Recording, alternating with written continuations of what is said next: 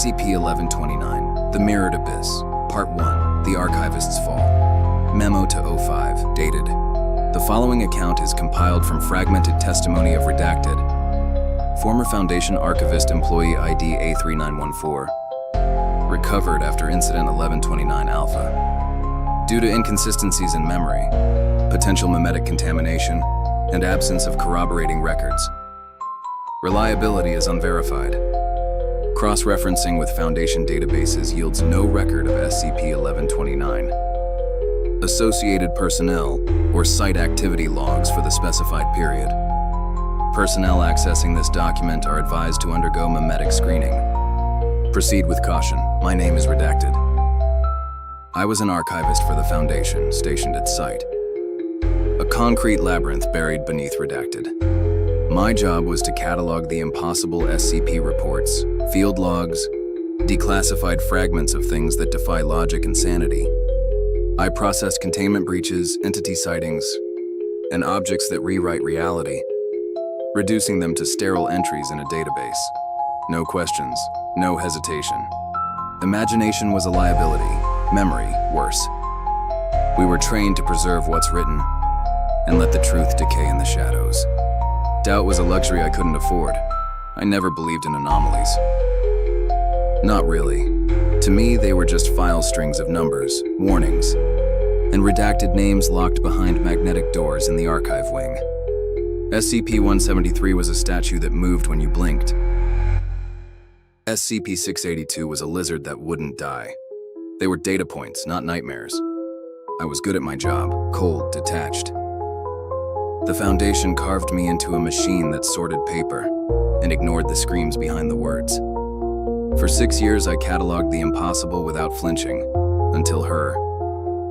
Her name was Lana Korsakov, a logistics officer stationed 2 floors below in the requisition center of site. She was a walking contradiction blonde, hair perpetually tangled in a half-fallen bun, black turtlenecks worn like a uniform, and a mind that sliced through the Foundation's bureaucracy with surgical precision. She was too sharp, too alive for the gray corridors we inhabited, where fluorescent lights buzzed like dying insects, and the air smelled of antiseptic and despair. Her laugh was rare, a fleeting burst of warmth that lingered in your head like a melody you couldn't place. Shed-leaf napkins on my desk, scrawled with equations, half-finished poems, or cryptic phrases like "what remembers when we forget." I'd find them after hours, tucked between folders, and smile despite myself. Lana was a puzzle. Her personnel file listed a PhD in applied mathematics, but she'd been demoted to logistics after an unspecified incident during a containment audit. Whispers among staff painted her as reckless, someone who asked too many questions, who saw patterns where others saw protocol. She didn't belong in the Foundation's machine, yet she thrived in its cracks, bending rules with a grin. I envied that. Maybe that's why I noticed her. We weren't supposed to connect. Emotional attachments are a breach of Foundation protocol, a risk flagged in every onboarding seminar. Proximity breeds weakness, the training manuals warned, but site was a tomb, its silence louder than the anomalies it contained. Rules eroded in the quiet of underground hallways, where the hum of ventilation was the only constant. Our conversation started as accidents passing. Remarks about outdated containment procedures, shared complaints about the sludge they called coffee in the break room. Then they became deliberate. I'd linger in the requisition center, pretending to check forms. She'd slip into the archive after hours, claiming she needed context for a shipment log. Behind the archive's magnetic lock, we carved out a fragile world. She'd perch on a stool, reading old breach logs aloud, her voice turning containment failures into ghost stories. A Keter-class entity escaping in '97, leaving only shadows burned into walls. A researcher's diary describing whispers from an object that knew their sins. I'd lean against a cabinet stuffed with level 4 files, letting her words drown out the hum of the servers. Her stories weren't just data, they were alive, pulsing with dread and wonder. For the first time, the Foundation felt real, so did I. It started with a glitch, Lana found it during a routine cross-reference of requisition logs, a task she loathed but excelled at. A file labeled SCP-1129 null surfaced in the system, buried in a cold storage folder marked for deletion. No active threat. Location: an abandoned Siberian settlement. Coordinates redacted. Classification neutralized. The report was skeletal, barely a page, with boilerplate language and no addenda. Anomalies don't vanish. They escalate, or they're contained. Neutralized objects are rare, and even those have dossiers thick with tests, containment logs, and termination attempts. This one was a ghost. What caught Lana's eye was the deletion tag. It wasn't automated, as protocol demanded. It bore a manual signature in 05 level overseer's cipher, scrawled in black ink. That was impossible. Osime signatures don't appear en routine. Deletions, they're reserved for world-ending decisions. I dismissed it as a clerical error, but Lana saw something I didn't. She pulled the file's metadata, her fingers flying across the terminal. The timestamps didn't match. Backup versions showed inconsistencies, photos shifting between desolate snowfields and blurred buildings, their edges unnaturally soft. Names in the logs: Dr. Elena Vorshev, Agent Mikhail Taranware, absent from any Foundation registry, living or dead. Entire paragraphs vanished between revisions, leaving only fragmented sentences. Mirrors reflect what was, and it remembers us, Lana called it. An orphaned file, a relic abandoned by the system, but she believed it was scrubbed deliberately. Someone didn't want this found, she said, her voice low as if the walls could hear. She started digging, accessing restricted servers during off hours, bypassing security with tricks she shouldn't have known. I warned her to stop. The Foundation doesn't tolerate curiosity, it punishes it, but she wouldn't listen. Her obsession grew like a fever. She'd stay late, hunched over admin terminals, her face lit by the glow of screens. I'd find her in the archive at 3 a.m., surrounded by shredded printouts, taping fragments together like a conspiracy theorist. Her hands shook, stained with ink and toner. Her desk became a graveyard of coffee cups, crumpled notes, and diagrams of mirror-like patterns. Once, I found a napkin with the phrase 1129 sees me written in her handwriting, circled in red. I asked why it mattered so much. Why risk her clearance? Her safety for a dead file? She looked at me, eyes glassy, unfocused, and said, "It's calling me." The words weren't hers, they were too heavy, too certain, like a memory she'd never lived. That scared me. Not the file, not the Foundation, but Lana, her voice, her gaze, as if something else was looking through her. Weeks passed. She stopped sleeping. Dark circles framed her eyes, and her laugh vanished. She'd stare at mirrors in the break room, muttering to herself. Once I overheard her whisper, "You were there." "I know you were," her reflection unmoving as she spoke. Other staff noticed. Whispers spread Lana was unstable, compromised. I defended her, lied to supervisors, said she was stressed. But I was lying to myself. She wasn't just obsessed, she was unraveling. Then one night, she showed up at my apartment. It was past midnight, the air thick with rain. Her face was pale, her hands trembling, smudged with ink like shed clawed through a printer. Her turtleneck was torn at the sleeve, her hair loose and wild. They erased it. She whispered, her voice barely audible, but it's still there. I saw it. She claimed she'd hacked a restricted server, one buried behind layers of encryption even. SCP-1129, The Mirrored Abyss. Memo to O5, dated. The following account is compiled from fragmented testimony of redacted. Former Foundation archivist employee ID A3914. Recovered after Incident 1129 Alpha. Due to inconsistencies in memory, potential memetic contamination, and absence of corroborating records, reliability is unverified. Cross-referencing with Foundation databases yields no record of SCP-1129. Associated personnel, or site activity logs for the specified period. Personnel accessing this document are advised to undergo memetic screening. Proceed with caution. Part 2, Into the Silent Town. We didn't go alone. Lana insisted on bringing 2 others, Julian Carver and Marlin, research interns on a rotational program at site. Julian was a wiry optimist, his eyes bright with theories about mimetic anomalies and their hidden patterns. He'd spend breaks sketching containment schematics on napkins, convinced every SCP held a key to understanding reality. Mara was his opposite, quiet, methodical, with a gaze that seemed to dissect everything it touched. She had a habit of tracing sigils in the air when nervous, a relic of some forgotten superstition. They were young, eager, and woefully unprepared. They thought this was an unsanctioned research trip, a chance to unearth a forgotten Foundation secret.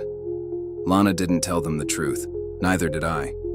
Part of me hoped their presence would tether her to reality. Part of me feared I needed them to tether me. The settlement wasn't on any map. We took a rattling train to Redacted, a Siberian outpost where the air tasted of rust and diesel. From there, we hitched a ride with a trucker who reeked of vodka and muttered about cursed places as he drove. The road ended in a pine forest, its trees so dense they seemed to knit together, blotting out the sky. Snow fell in slow, silent sheets, muffling our footsteps. The world felt muted, as if sound itself was afraid to linger. "This is it," Lana said, her voice barely breaking the stillness. There was nothing, just the faint outline of ruined buildings, half swallowed by frost and moss. Rusted Cyrillic signs hung crookedly, their letters eroded into meaningless scars. No birds sang, no wind stirred. The silence was a physical weight, pressing against my chest, making each breath feel stolen.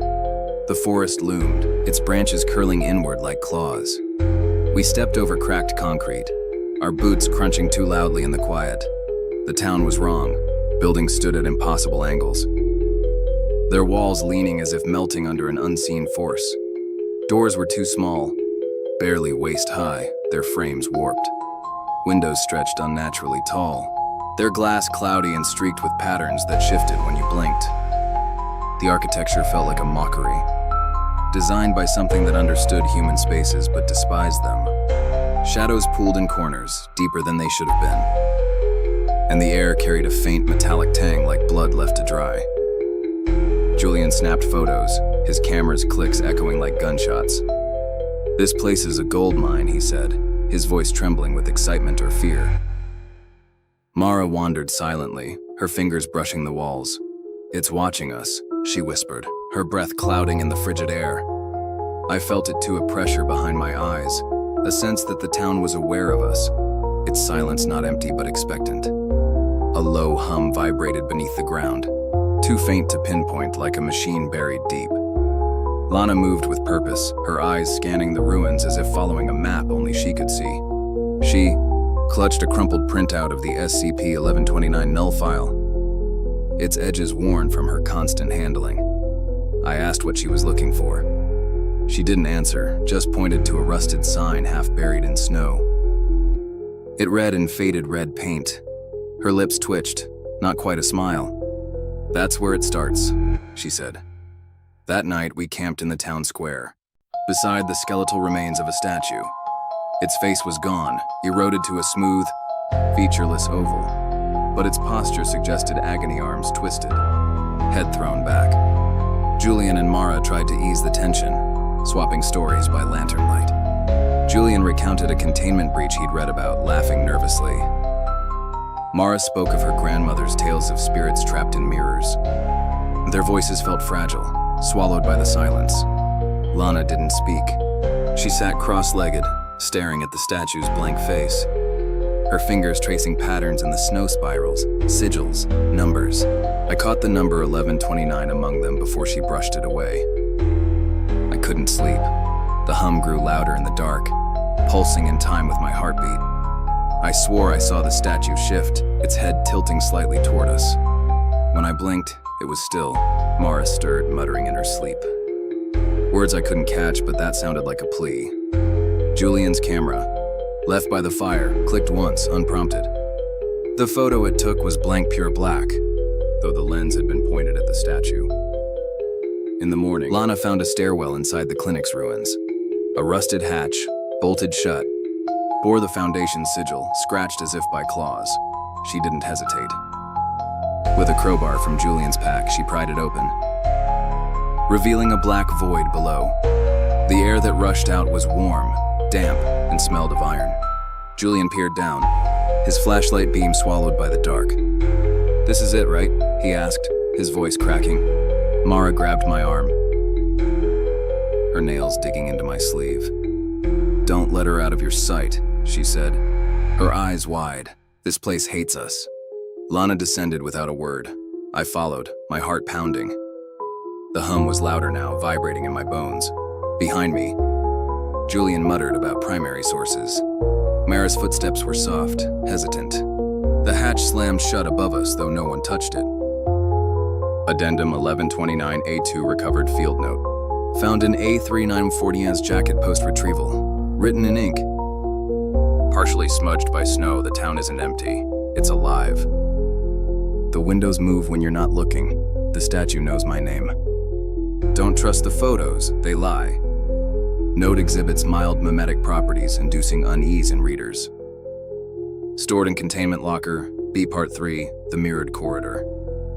The stairwell was narrow, its walls slick with condensation that glistened like sweat. My flashlight flickered, casting jagged shadows that seemed to writhe. The air grew thick, heavy with the scent of metal and decay, like an old wound left to fester. Each step echoed, but the sound was wrong layered, as if others walked beside us, unseen. The walls pulsed faintly, their rhythm matching the hum that now shook my teeth. I wanted to turn back, but Lana's silhouette ahead was a tether, pulling me deeper. At the bottom, a steel door loomed, its surface dented and scratched. The foundation sigil was etched into it, partially clawed away, as if something had tried to erase it. Below, a number 1129. No suffix, just that, carved deep enough to draw blood. Lana stood before it, her eyes glassy, reflecting the dim light like mirrors. "It remembers," she whispered, her voice doubled as if spoken by two mouths. The door groaned open with a wet, grinding sound, revealing a corridor lined with mirrors. The mirrors stretched endlessly, their surfaces flawless but wrong. They reflected Usme, Lana, Julian, Moraine, infinite layers, but the reflections were off. My face was gaunt, eyes hollow. Lana's smile was too wide, her teeth too sharp. Julian's reflection blinked too slowly. Mara's trembled as if sobbing. The reflections moved out of sync, tilting heads when we didn't. Raising hands, we kept still. One of mine stared at me, its lips curling into a grin I didn't make. Another mouthed words I couldn't hear, its eyes black pits. We walked, and the mirrors changed. I saw myself older, hunched over a desk, scribbling notes in a room with no doors. I saw Lana laughing, then screaming, her face dissolving into static. Julian, alone, clawing at his eyes until they bled. Mara, her body crumbling into ash, her hands reaching through the glass, screaming my name. The images flickered like a broken film, each one a wound. I screamed, my voice swallowed by the corridor's hum. Now a chorus of whispers chanting names mine, Lana's, others I didn't know. Julian collapsed, clutching his head. "It's in my skull," he gasped, blood trickling from his nose. Mara whispered prayers in a language that sounded ancient, her fingers tracing sigils in the air. Lana didn't react. She walked forward, her reflection splitting into dozens, some crying, some laughing, some with no face at all. Her shadow stretched too long, pooling like ink. "You don't remember me, do you?" she asked, her voice soft but echoing, as if the mirrors spoke with her. I froze. "Lana, what the hell are you talking about?" She turned, and her smile wasn't hers. It was too perfect, too still, like a mask. "I died here," she said, "years ago. You came to find me, again and again." "You always forget, but I remember you." I stumbled back, my reflection showing me older, broken, screaming into a recorder. She wasn't real, she wasn't real. The words looped, endless, burned into my mind. The mirrors pulsed, their surfaces rippling like water. One showed Lana as she was now, another as a corpse, her eyes sewn shut. A third showed her standing behind me, liquid, pooling and stretching. The snow buried our tracks as soon as we made them. The trees seemed to move, their branches curling closer when I turned away. I swore I saw Lana in the distance, standing motionless, her reflection shimmering in the air like a mirage. When I blinked, she was gone. We found Mara hours later, curled beneath a collapsed structure that hadn't been there before. Her eyes were open, unseeing, her lips moving silently. She muttered fragments, numbers, names. The Foundation sigil. Her hands were raw, nails torn from scratching sigils into the snow. She never spoke again. Some part of her stayed in that corridor. She draws the sigil now, obsessively, on the walls of her cell. Sometimes she writes, "Don't trust glass and blood." Addendum 1129A4. Recovered sketch, found in Marilyn's possession post-retrieval. Drawn in charcoal, depicting a mirrored corridor with distorted figures. One figure resembles A3914, another, labeled Lana, has no face. Sketch induces vertigo in viewers, contained under mimetic protocols. Part 5. Retrieval and erasure.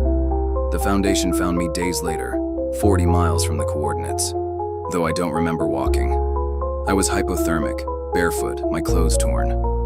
My hands were stained with ink, though I carried no pen.